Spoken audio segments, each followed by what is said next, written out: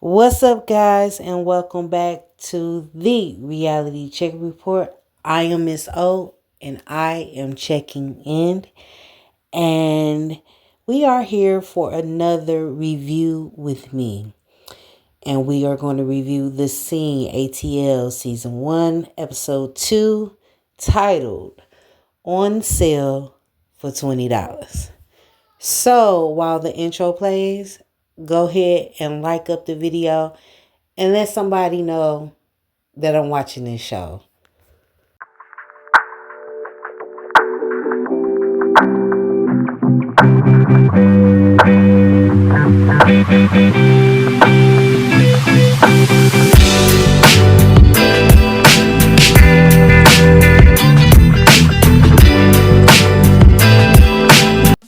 So the episode starts with Miss JT, and she lets us know that she is a Jill of all trades.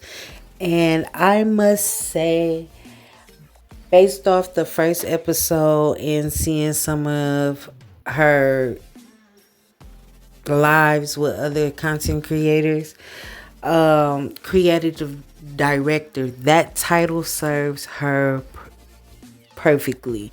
She likes to be in charge all the time. And honestly, it comes off very well in her professional setting, I might add. Now, she might need to put a little bit of boundaries with her friendships, but in her professional status, I'm liking what's coming across my screen right now. So she has put together a photo shoot as the lead creative director for Fana Cherry. Sorry if I said your name wrong. She is a part of Baddies Africa.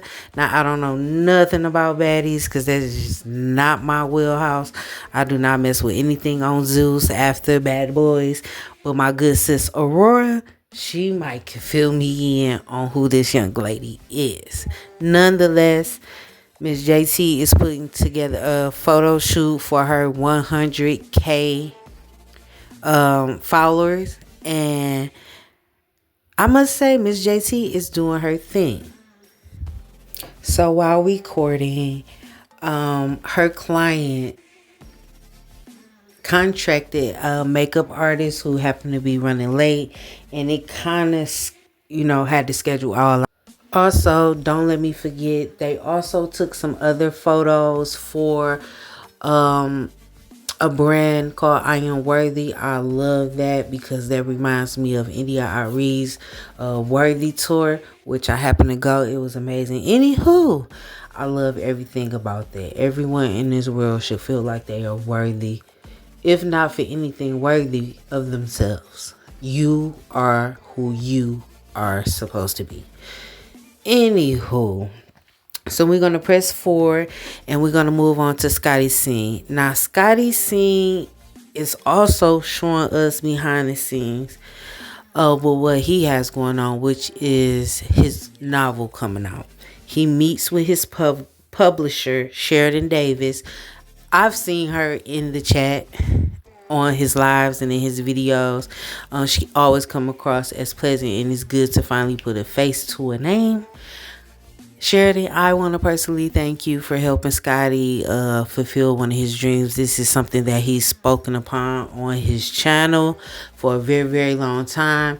And because you made the leap of faith to go out there and reach out to him to let him know that you can give him some pointers, and to help him and guide him with what happens to be a good book, because I happen to got my book today.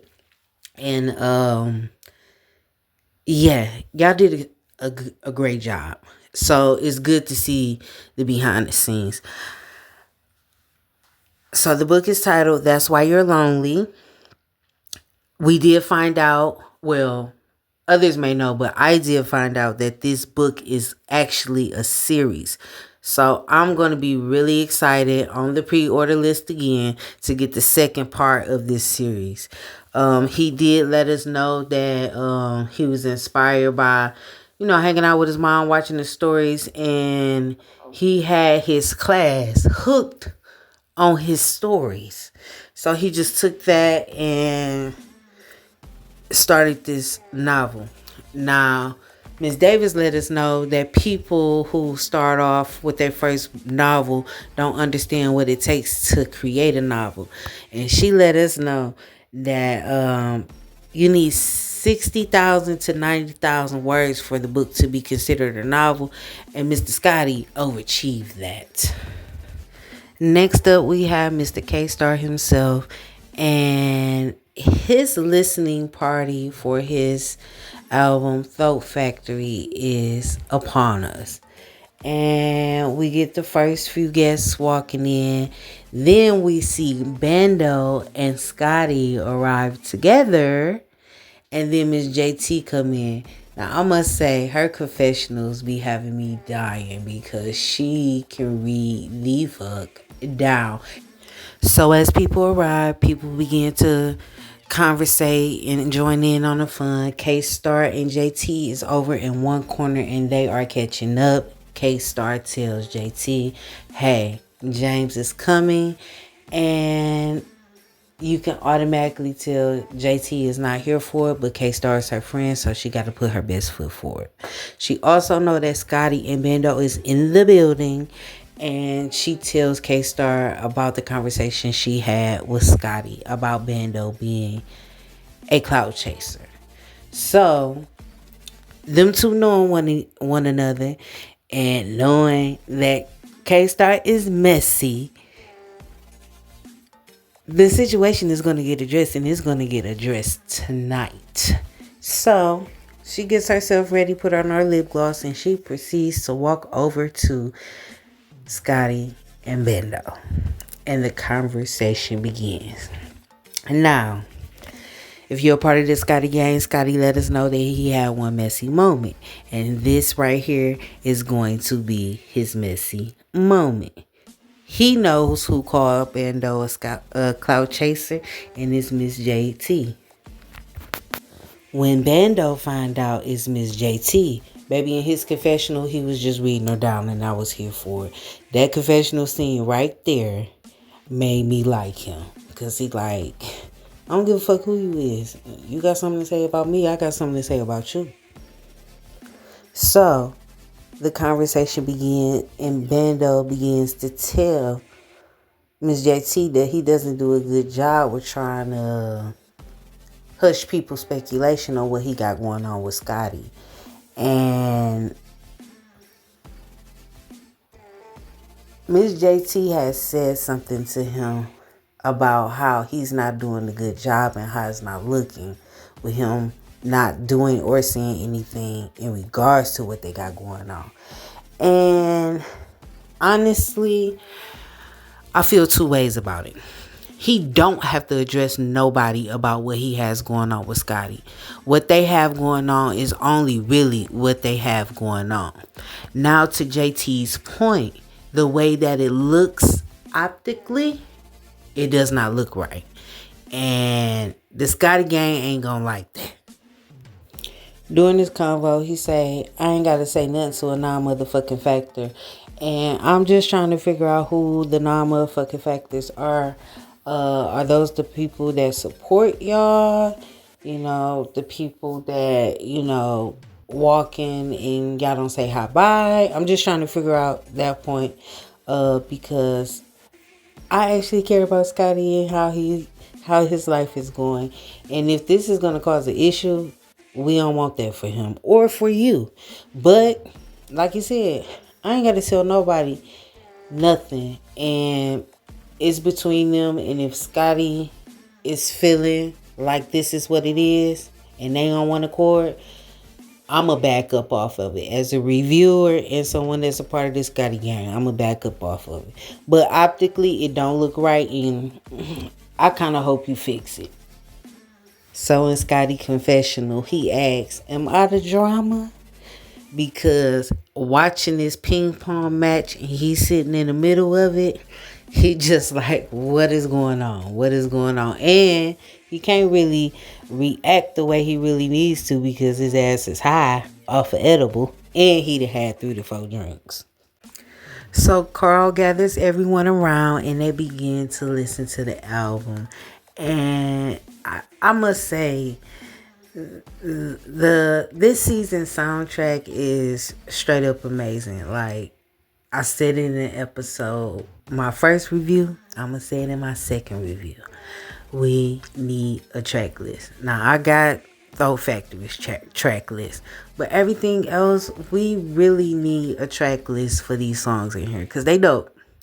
Anywho, now a song comes on and James has a verse on this song, and Bando notices that Miss JT is looking like the Statue of Liberty. She ain't giving no vibes to the song. She's letting you know she don't fuck with James at all, in no capacity. I like that, Miss JT. That's how I am. Anywho, so you got Bando and Scotty. They all clicked up and they over there making googly eyes and laughing and stuff. And now the shoe is on the other feet, Miss JT, and I don't think you like it. So remember when I said boundaries, learning certain friends and certain boundaries? This is a key moment. So after the song goes off, K-Star asks everyone that's sitting in the area, do they know who James is? And messy ass Bando come in and say, no, I don't know who you is, but I heard a lot about you, and I thought it was about to be good, but then I remembered the super trailer, and I remember a whole bunch of drama, and he said something about $20. So, the rumor is, the $20 is the payment that Mr. James would take for some nude photos. I don't know how true that is. That's allegedly on my end, but apparently that's what's floating in the streets of Atlanta. Somebody that live in Atlanta, can y'all let me know if that's true or not? So Carl picked up on the tensions between Bando and James. Like he stated in his confessional, he knows James and he's dating him long enough, so he wanted to remove him from that situation, which in all honesty I think was a good idea, because it wouldn't have been a good look that a fight broke out at an event that you're hosting for your album listening party. So now on to the next scene. We have Scotty meeting up with a friend of his that he's known for 15 plus years, named DJ the Singer. And I'm so excited to see him on the second episode, because during the super trailer he was singing and I instantly was like, yeah, I need to know who he is. I like his whole vibe. I like the tone of his voice. The song he was singing, I think I know the words now.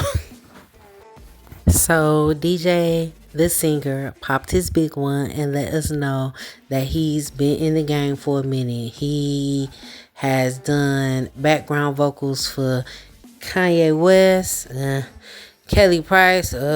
She gets on my damn nerves. Oh my God. But anywho, all of that to say, he know what it takes to do what he wants to do, but he also wants to venture off into content creation, which is something that since I've been watching Scotty, I've taken a liking to, because I watch these same shows and I have shit to talk about and shit to say and opinions, and people think I'm funny when we had these personal conversations outside of recording. So I said, let me bring it to the YouTube streets. But anywho, enough about me. DJ the Singer seems very professional, and he seems like the accountability friend.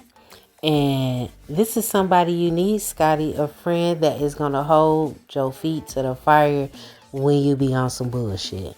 Not saying you was on some bullshit, because I don't think you was being some bullshit. You was being honest with your partner and with what was being said.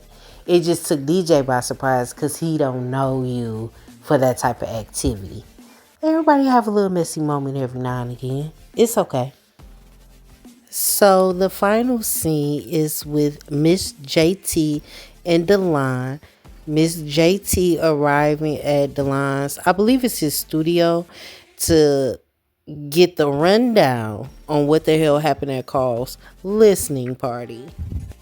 One thing I will say is I like how Miss JT and Delon expresses that they had friction within a friendship when they were getting to know each other, but they were able to wheel it back and get back on one accord. And that is a beautiful thing to see when the friendship matters. Something that I found very interesting in Miss JT confessional was her expressing that she was ready to take the next leap in her transition with taking hormone shots. And baby, I thought you had already started doing shots and transitioning because, like you stated in your confessional, God did his big one with you. Because I really thought you had already started that process. So I'm here to see what that'll look like going forward. I'm actually pretty interested. So JT proceeds to tell Delon what the hell happened at K Star's listening party. And she lets him know that James and Bando got into it. Then, but before that, her and Bando got into it. So it really sounds like Bando is the troll that everyone thinks he is. Delon's confessional said it all. Is it a relationship? Inquiring minds would like to know. But whatever they got going on, I'm here for it if they here for it. And that's basically where I stand at with it. If they understand what they got going on, that's their deal. But optically, we gonna need you to fix it. Just a tad bit, Bando. While divulging the information to Delon, Miss JT lets Delon know that Bendo was trying to eat her up while they were having this conversation. And I just wanted to know, Miss JT, have you seen the confessionals? Cause yeah, he was eating you up. He was. I'm not even gonna lie. But you're one that can hold her own, so I'm not even worried about the back and forth when it comes to y'all two.